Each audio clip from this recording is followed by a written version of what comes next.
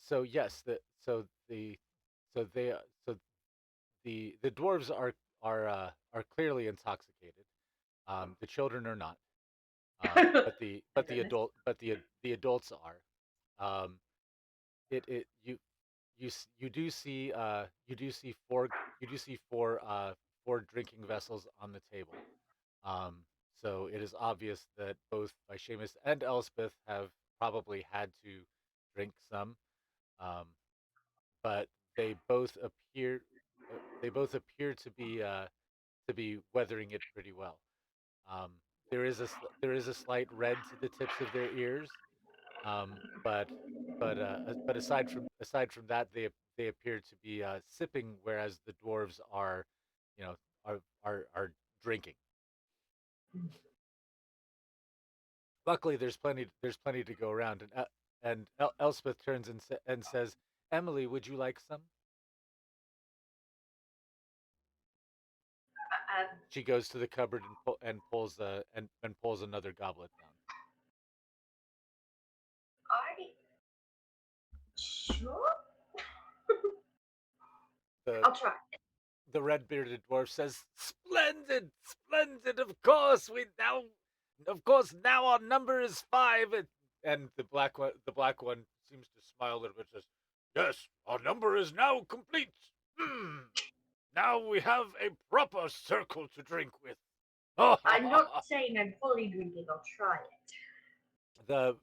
the the red bearded dwarf looks up at you as he as they are pouring into your goblet, and I'm maybe 80 pounds soaking wet. I'm not going to drink the full cup. and they look closely at your face and and say, "Don't worry, dear. You're not expected to keep up. Doubt I will. It it is as you wish. There is no pressure. But enjoy, I and should you wish more, there are several flavors to choose from." And the black bearded one says, "Yes, I made an entire 8 this year."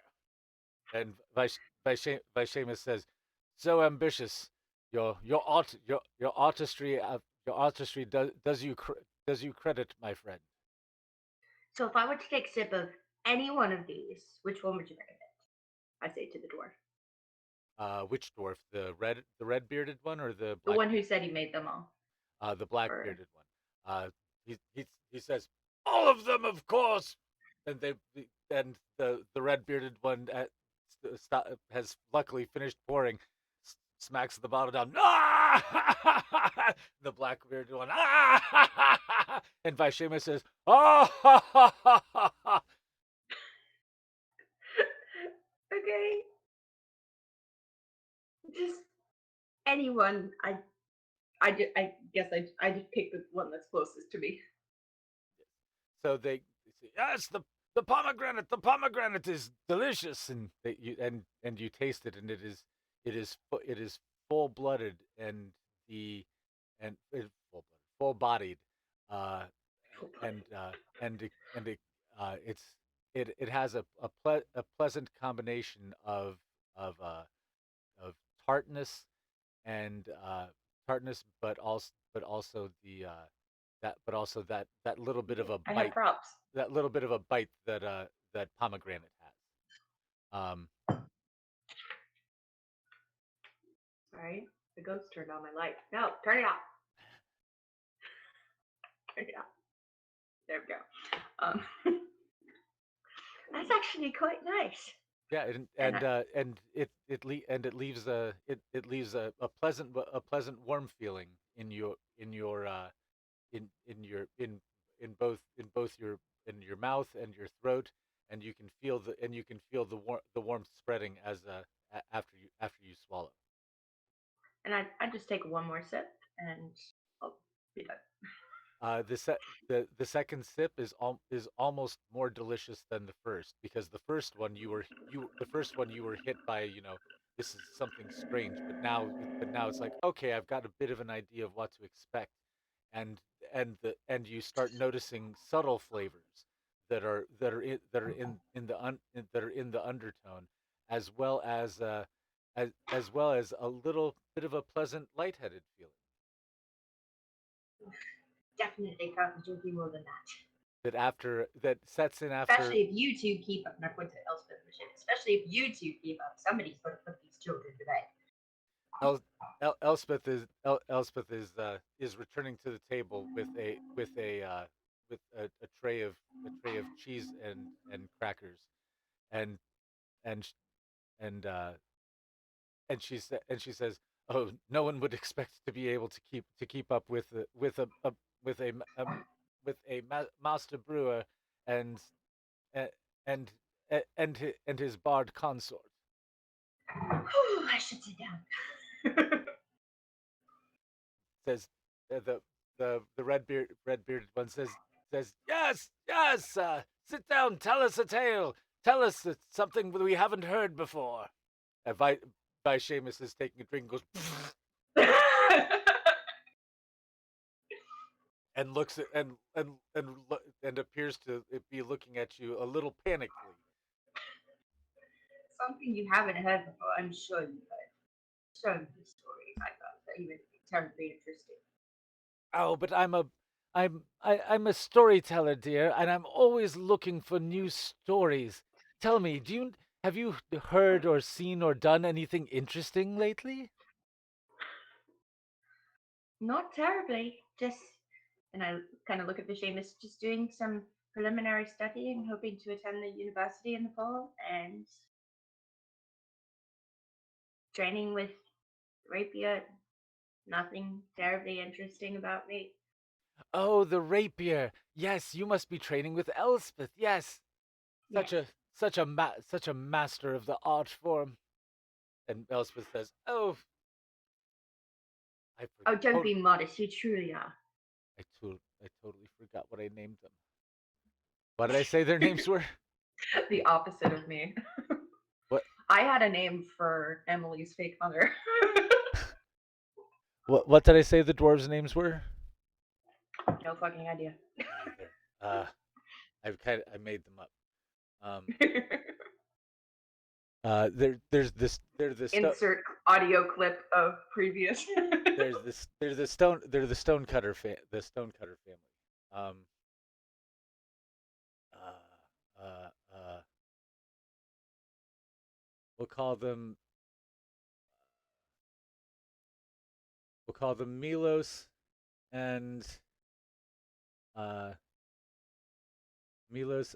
Vander Stonecutter. Gotta add that. Gotta type that in so that it makes it into the lore. We'll call it Milos and Vander Stonecutter. And so I I'm and so Elspeth says, "Oh, Vander, you're stop flattering."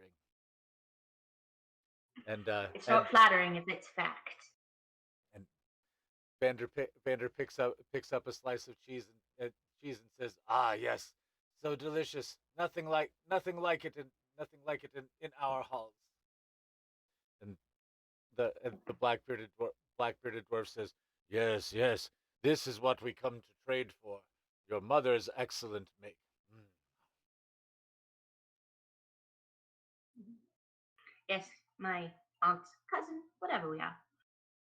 Incredible. Oh yes, of course. Mm. I know it's confusing. Little Billy and I, it's insane. Family genetics. Yes, it's amazing the resemblance. So I give little Billy a wink. mhm. she look she looks at she's kind of like looking at you. Oh, throws you a little look at you over her shoulder when at exactly the same time the two of you look at each other. You find that that you share many such moments, and and a lot of the time, if someone just asks a question out of the air, you'll both give the same answer. Um, it it is it is remarkable how in sync the two the that you and she are. that being said, you are she of course gives different answers than you when when asked, what's your preference, what do you want to eat, that sort of thing. Yeah. You have you have your And I keep an eye on. I feel like Billy keeps an eye on her quite a bit because Billy has kind of the adult perspective of looking onto her childhood. Like as a kid, she was like, "Oh, I vibed more with adults, and that was cool. I'm mature." But as a young adult, you're like, "Honey, you had no childhood because you only talk to adults, and we're low key bullied by children." So I feel like she keeps an eye on Billy, makes sure Billy just has a chance to be a kid and stuff like that. Which I think Billy is set up to do. She's got the sister, and yes. better family examples than that. Yeah, and actually she seems to have a she seems to have kind of a more stable family life because Seamus has not gone that often. Yeah. I mean, because he's usually here, and he sends people to go Hmm. places instead of going there himself. Uh, Yeah. so so they have it seems like this Billy has an altogether different experience of her parents than you Hmm. did. And I Um, think it really, you think, maybe in somebody younger it would make Billy jealous, but honestly, it makes her so happy to see that, somebody who lost her past before she could even have that childhood. She never really got to experience it, yeah, because she was too busy trying to be the next professor absolutely. at 11, you know. But but it is not but it has not gone unremarked, and in some places that you've got that the Markales already have two girls that look exactly the same, and now a third girl that looks like an older version by about the same amount Hmm. has appeared. So now it's kind of like, are they making them? Are they cloning them? What's going on? Um, so I'm gonna pause the recording for a second. We are going. Um, so deer in headlights moment. So I cast a spell. uh, you can cast a spell if you want. No, I was joking that I cast a spell and made you get a deer in the headlights. I see. Well, it doesn't take much to confuse me, thankfully. So so everyone's having a good time. Billy gives you a little sly look. You notice Samay is also turns, so it's like all three of you kind of turn at the same time to look at each other, and then you notice that you all did it, so you're all like turn back real quick, and all three of you do the exact same thing. And so they're and uh, the dwarves obvious the dwarf kids start giggling, of course, at it, and then they go on with their game.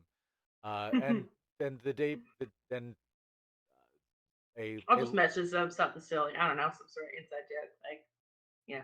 So, hey, little stinker, kiss May. mhm. Just, The a lunch is brought up. You spend quite a bit of time. You spend the entire afternoon um, hanging out with the stonecutters.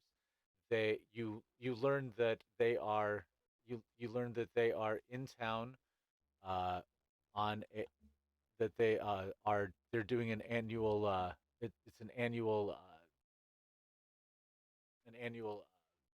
not pilgrimage, caravan, trading caravan that they do between their city of Tegu and they come to Sylaire for cheese and wine, and they bring with them they bring with them uh, beer, mead, liquor, and uh, and sausages, cured underground sausages made from uh, made from underground beasts that the underground herd animals that the dwarves keep. the spread is incredible, especially for the middle of the winter. It's amazing. Such a tricky. This, the what did Vander says, "Oh yes, I cure them myself. work on them all. We have it. I have an entire cavern full that's aging now. We age them. I age them for 3 years as they're curing in a room full of volcanic smoke. Incredible. It's the same room that fires Milos's stills. And Milos says, "Stills, ha ha, multiple." Uh, by Seamus, of course, of course, chips in and tells a couple of stories of their of of time that he spent as a younger man, when he was out for his decade sabbatical of traveling the world, uh, after right when right after he turned right after he turned 99. Um, he would The city of Tegu was one of the first places that he was sent, uh, because Tegu or Fegu? Tegu, Tegu. I It wrote is Fegu for some reason. it is a a dwarven city that's located under a huge waterfall, at which they use to power the entire city without any sort of any sort of burning fuel or anything like that. It's an entirely green city.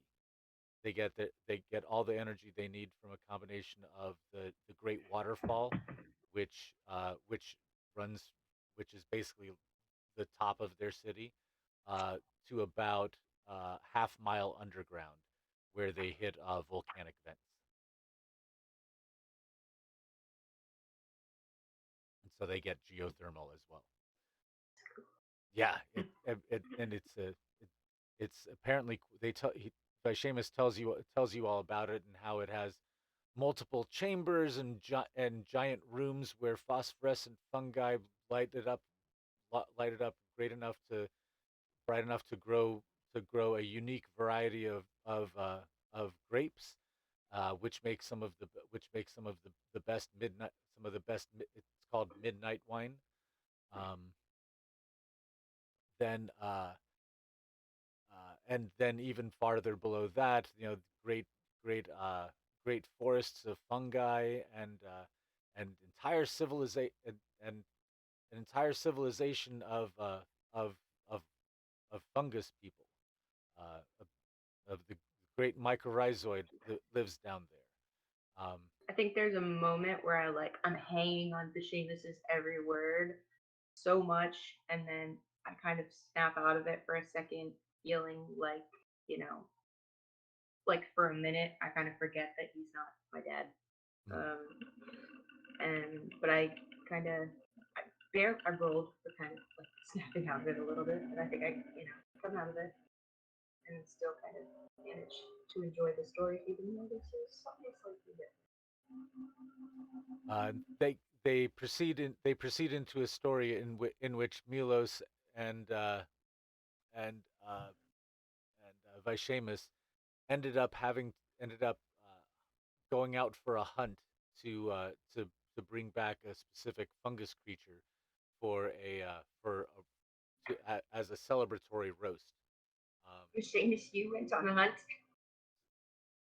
says, well, you know, I've I've he says, well, and not through the library. I volunteered. I volunteered, because I was interested in procuring samples of the fungus for my studies, Oh, there and it is. There it is. and Kind of like joke towards the dwarves. Like, Milo says, there it and is. I was hungry, and Vandergo says, by Seamus, and Elspeth is,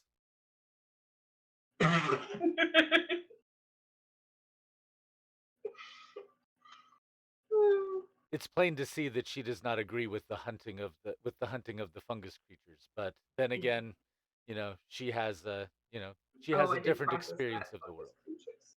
Yeah. Yes. So the day passes really uneventfully.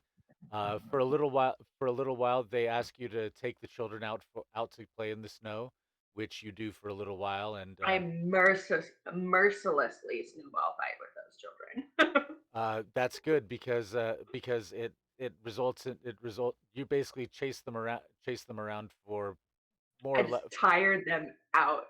Best babysitter ever. Absolutely, absolutely. I mean, and you're getting pretty tired yourself, and you co- Mhm. you conjure up you're able to use a couple cantrips to you know heat up a little water, make a little tea for yourselves out there. Yeah, you all build an igloo at, in the middle of the quad, I and can build a fire. I feel like I've gotten good at like using prestidigitation to make my spell fire like more normal fire, like maybe mhm. red or something like that. Like using my spell fire a little bit and starting up a fire, but it looks red. Prestidigitation. So so you do that, and the two younger girls are both like, ooh, and Yeah. the two dwarvish children are like, ooh, and and uh, and you keep on doing it, and and younger young and Villy, I'm gonna call them Villicent versus Villy. Yeah. Yeah. Uh, I can be Emily or Villicent. Villy's trying and trying, but doesn't seem to be able to get it, and she's getting a little frustrated. Sime goes, just relax, and she does it the first time, and the two dwarf kids are like, yeah, I put a hand on Billy's shoulder. Try again. Can I get for advantage? sure, she needs it. I rolled two sevens. Yeah, You're being too hard on yourself. she's like, ah, you just always do everything better than me. Maybe I I'm did. also. How old do you know? 13 12? and 3/4. Okay. 13 and 3/4. Yeah, I'm also 3 years older than you. It's alright. Hmm. I guess You got this. you move up. Uh, the the dwarf kids say start. They they reach up and say, "Look at this shoddy elvish construction!" And they each pull a block out of it, and the whole thing tumbles in on all of you. And everyone and they start giggling. Ah! Ha, ha, ha, ha, ha, ha. Constructions are some constructions are just built to fail. Ah, ha, ha, ha, ha. And the Hold up. Let me do some confirmation now. Okay. You know, 6 and 11. So they were 5 years apart. So 6 and 11 when I first showed up. I was almost 16. So I imagine I'm 16 now. yes, So she probably wouldn't be 13. I just want to be sure that we know the age differences because there's going to be a lot of time stuff. Okay. So 6, 11. So she was 11 and I was 12, 12. So 5 years between the girls, 4 years. So I'm 4 years older than her. So she'd be 12. Unless you want her to be 13. I'm just well, trying to be. I figured that you would have just turned 16. She's Yeah, a and she's about to turn, so she should be about to turn 12. about to turn 12 if I'm about to turn 16. Yeah, Okay, because that makes sense. she should be 4 years behind you, and Samay is 4 years behind her. 5 or okay, 4. Okay. Whatever we decide the difference to be, it's It's going to be the same. the same interval. Okay. So yeah, let's go with 4. That'll just be easier. Yes. So 8, 12, and 16.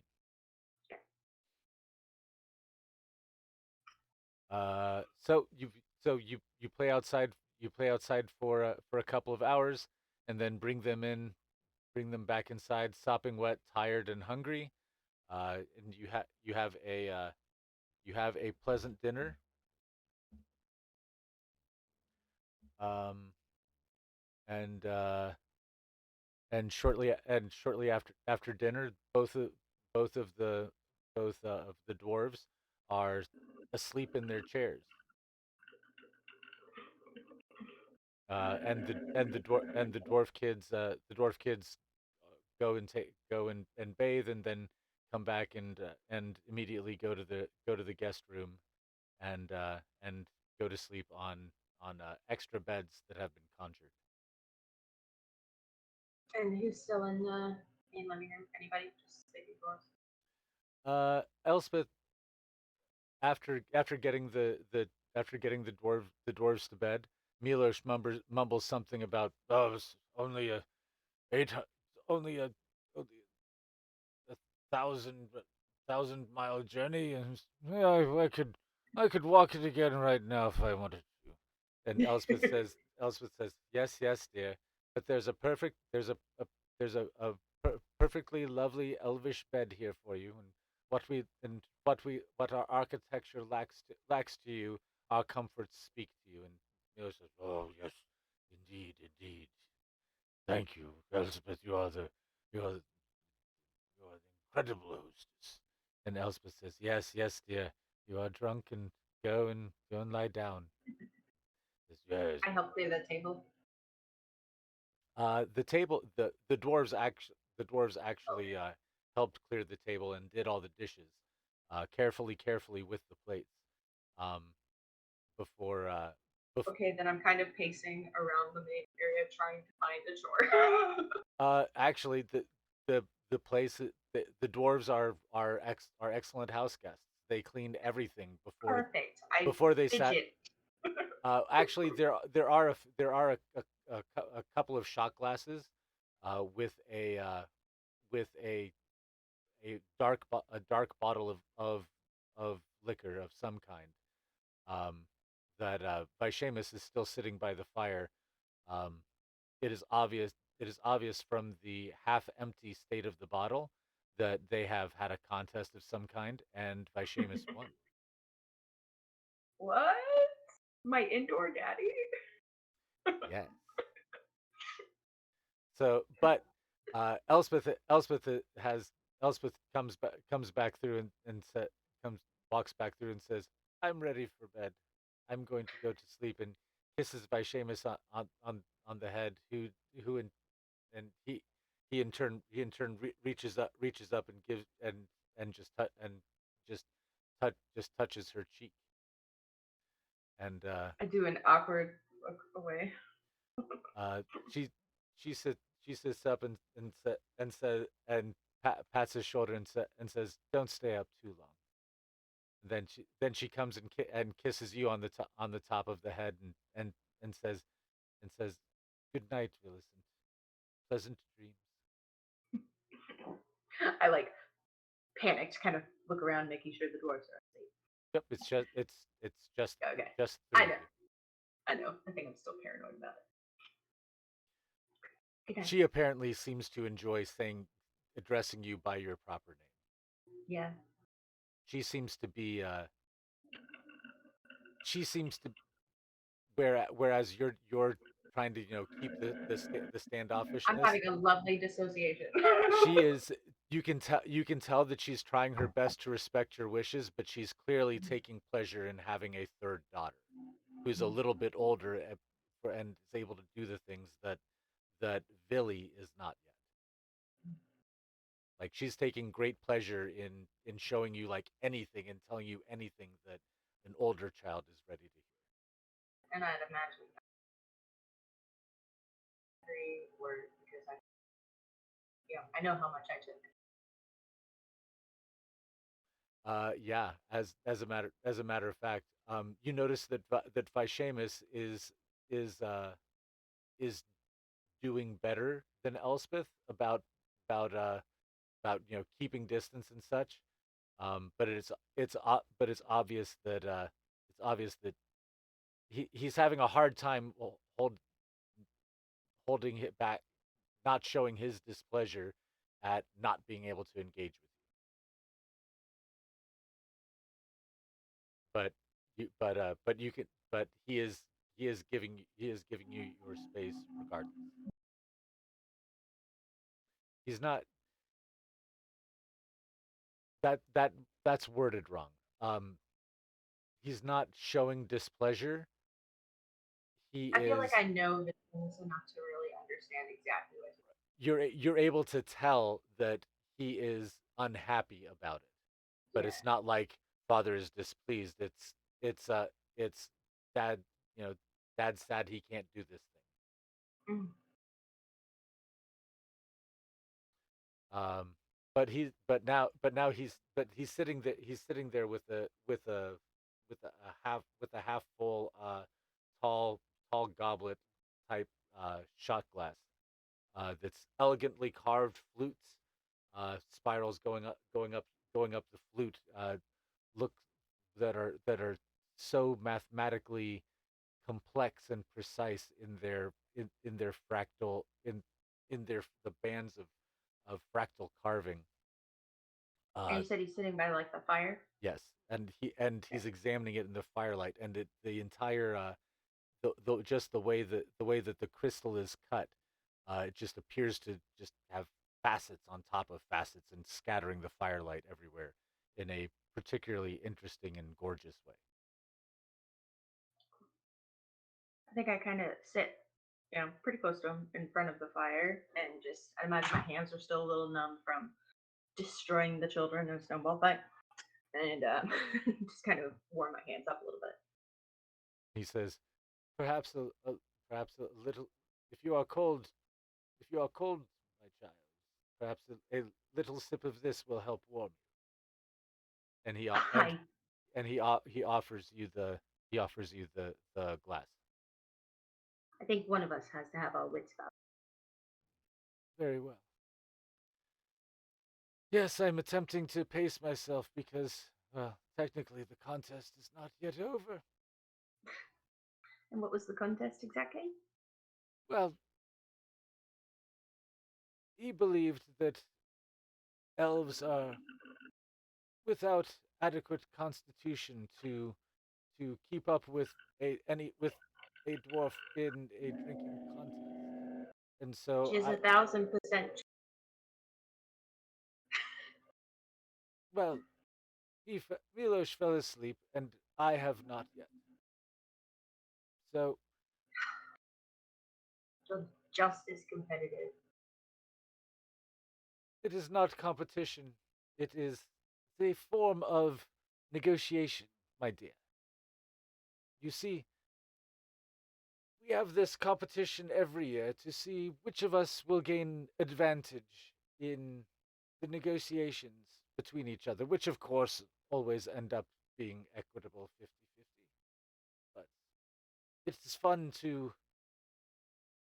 fun to mock negotiate. Oh, this your batch last year was crap, so I demand an extra 2.5% this year. You know, that sort of thing. That's such perfection in the art that they have wrought, True. both in the drink as well as in the perfection of their artifice and of their creations.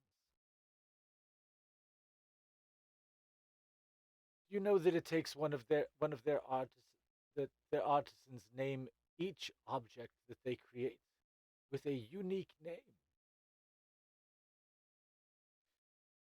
This one is Urturmanger, or the healer of sorrows. And Bitter of sorrows. the way the firelight hits it, he's it is almost as if he understood my theories of magic and how to knot magic into matter, into to imbue enchantments into matter. Can I actually pick it up as he says, "Healer of sorrows"? Can I, you know, hold my hand out and take it from him to take a look? Sure, he'll hand it to you. Healer of, and it remind me what it. So this is like a, what is it It's again? it's a think of it like a shot glass, but Mm. is but it's on a long flute. Okay, and is he talking about the drink inside, or is he talking about the cup when he He's says talking "Healer of about the cup, sorrows"? Okay. because the it's a crystal cup, um, and it is and it's been drawn. The glass has been drawn in such a way and formed and reformed in such a way that it's made of many of kind of like an interweaving of braids of glass. Mm-hmm. Uh, looks like ropes made of ropes, um, that bend and twist on it back in on each other in an interesting fractal pattern. And because it's all clear, you can see through all the banding to the inside. So there's these layers and layers of light catching facets that literally will take light in at the edge and then put it out at the other edge. So it acts like a fiber optic as well. So it's just collecting this light and reflecting all this light back out. So it seems to glow in and of itself, whatever the color of light is that's hitting it. I think I almost jokingly, like almost very much like a depressed person joke. I'm like, "Healer of sorrows seems appropriate for me," and I like down it, but almost like in that way of like you're joking, but your friend who doesn't have depression is like, "Whoa," Yeah. but like, Roll a but then constitution check.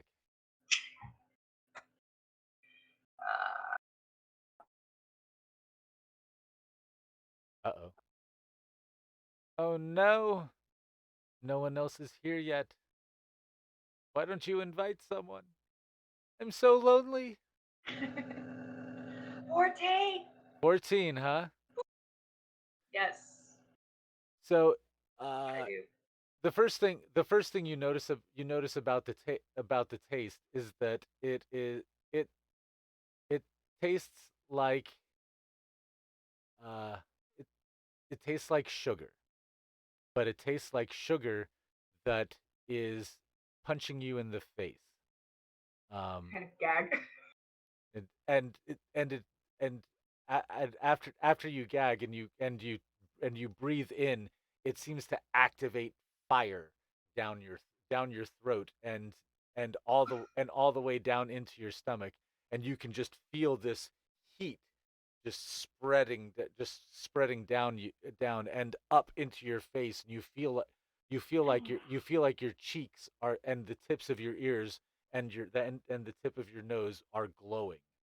um Am I glowing? he looks at you and says, "Oh, you just drank the whole. Oh my, yes, um, Uh, yes." But he takes the glass away from you, and you said put it was a shot glass, though, right? yeah. Oh yeah. I mean, Okay. it was. I Okay. mean, it was. Maybe not even. It was not even a Okay. fingernail Just left in making there. sure. He says, "Yes, this liquor is meant to be sipped, my dear, but I suspect you probably can't hear me yet." And truthfully, What?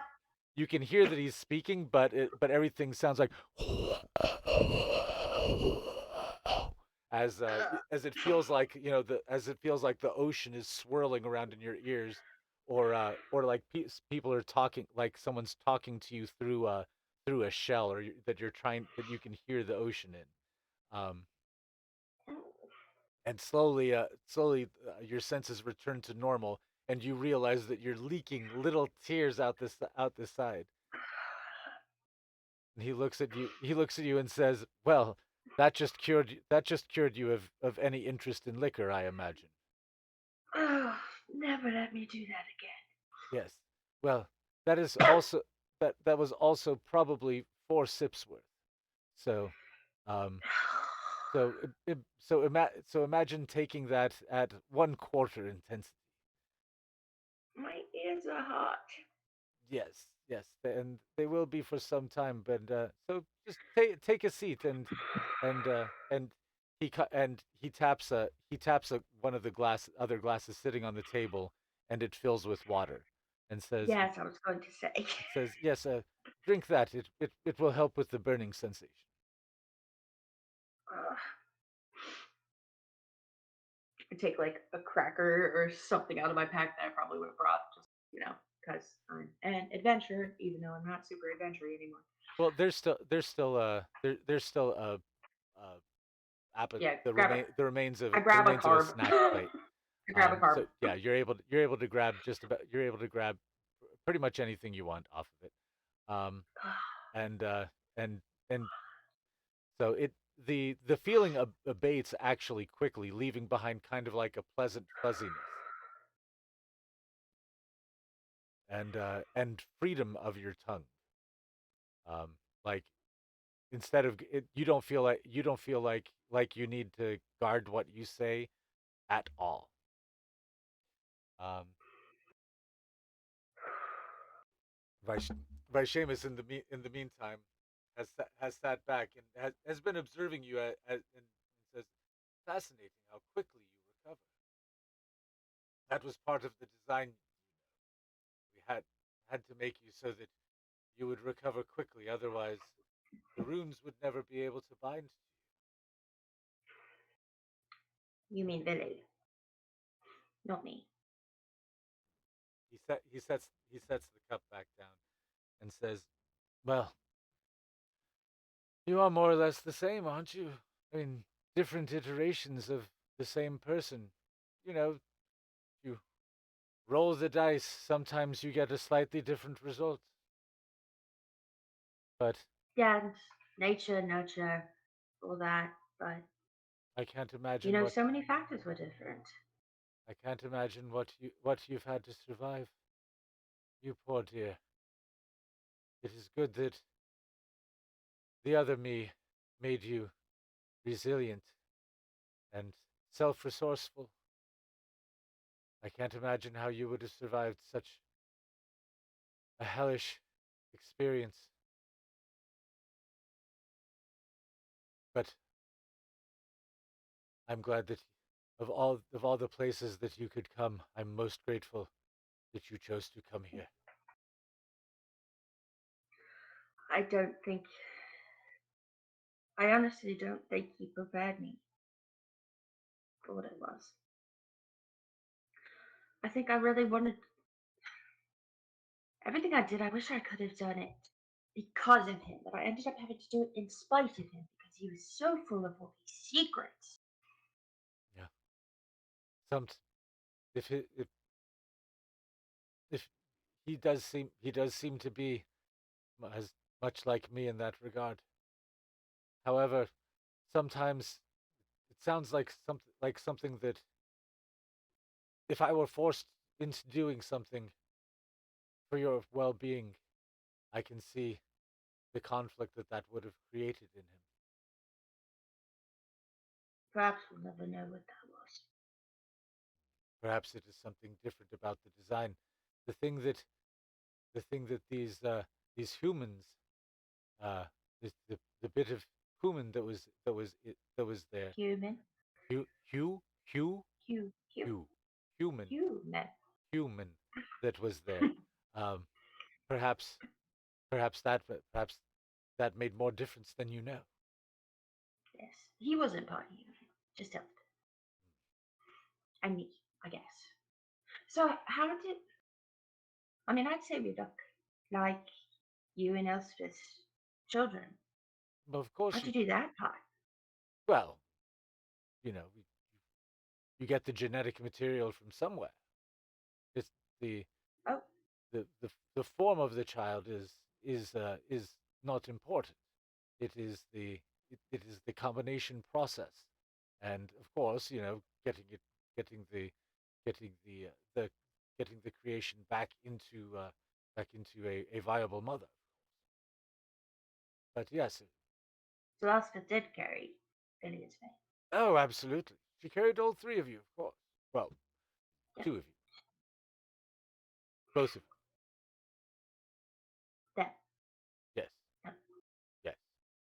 Sorry, I know it's confusing. No, I only wish that I could have been there to help you. I imagine that whatever held him back, it must have been it must have been taken the force of Earth itself to hold him back from returning to you.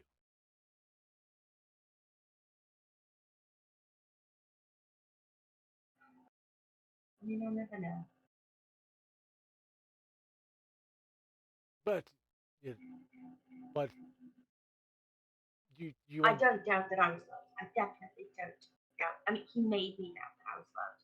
Just in how many inconsistencies with the things that he told me I came across in my travels, and how many things that I realized he kept from me definitely caused those doubts. But I have no doubt that I felt love. So I don't think I didn't, because I did. It was just complicated. of course, such a such a similar yet different place would of course be complicated. So why did you do it? Why did you? I mean, it was more than just about having a child, right? There are concerns among some places about the different about the about the different species of peoples interbreeding. It was it was unknown whether a wood elf could mate with a high elf and have the offspring be viable. So your mother and I, unwilling to go through unwilling to lose any child to experimentation, I told her, well, perhaps there's something we can do magically to help bind the child to life and be sure that the different DNA does not cause some sort of rejection. So we did some magical hacking and and took out the traits which would result in an unviable child and replace them with magic. And how much say did you have? I mean, your eyes, your hair, mom's family's complexion. Is that Yes, part of it? I'll put you are natural. We didn't change. Your appearance was not something that we changed, but in order to remove the parts that would preclude you from life and to patch up the parts which to patch up the parts which would uh, which would have proven to be fatal defects. Uh, we replaced them with magical runes. That the apparent recombination of them have remarkable effects. So it wasn't for any sort of destiny or expectation. Not for me. I've heard so many different things, but it's just again back to that doubt because I never heard it from my dad himself. And my parents were different. They weren't romantically involved, at least for all of my childhood and all of my memory. Well, you said that he returned for you right before the end, yes? Yes. Well, it would seem that his last act was to was to save you over all else,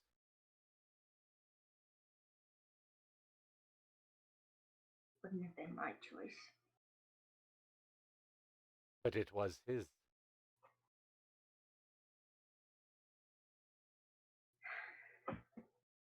The wording always gets to me. I hear it over and over again. I can only bargain for your safety. You can't do that unless you know what's going to happen. Hmm. Just how long did he know? And could he have stopped it? Could it have been somebody else besides me? Could he have saved Mum if he tried? I imagine if I he could have, hate that I doubt him. I hate that I doubt him that I do. I imagine if he could have, he would have. But I don't know. He just could have told me. Some things in the world I are was there uncertain. so often. I was literally at his coattails for my entire childhood. He could have told me, he could have prepared me instead of just creating all this fear and anxiety and worry about being detected or being found out for what I was.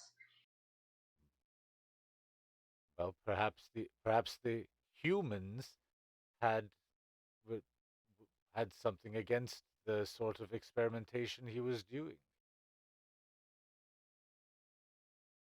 or or I mean, it's a perhaps theory. perhaps they perhaps they perhaps they wanted to steal our methods, to steal his methods,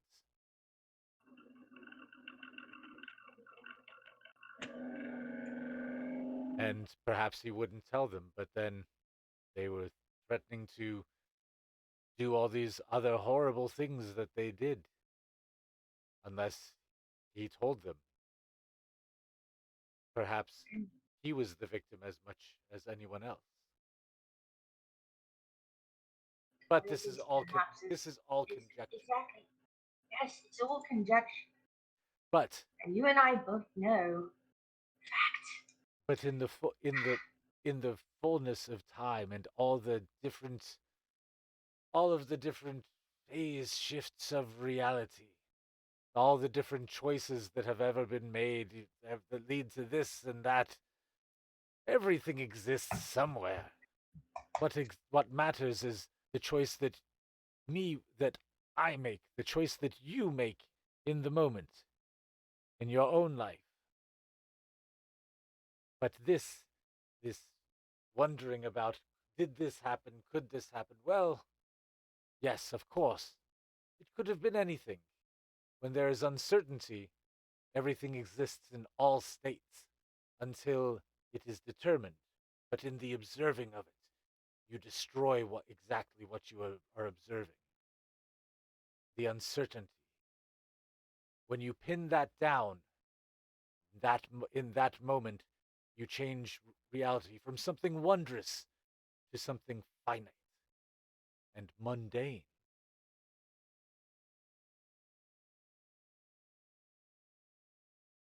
But to catch that spark of uniqueness and give it life, that that is truly worth bargaining for anything, giving anything for to bargain for that, to preserve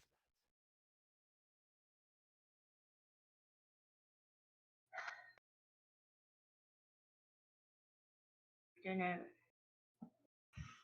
And in your knowledge and in your experience with me and with the girls, how similar are our abilities? that. Well, ability wise, you are all extremely similar.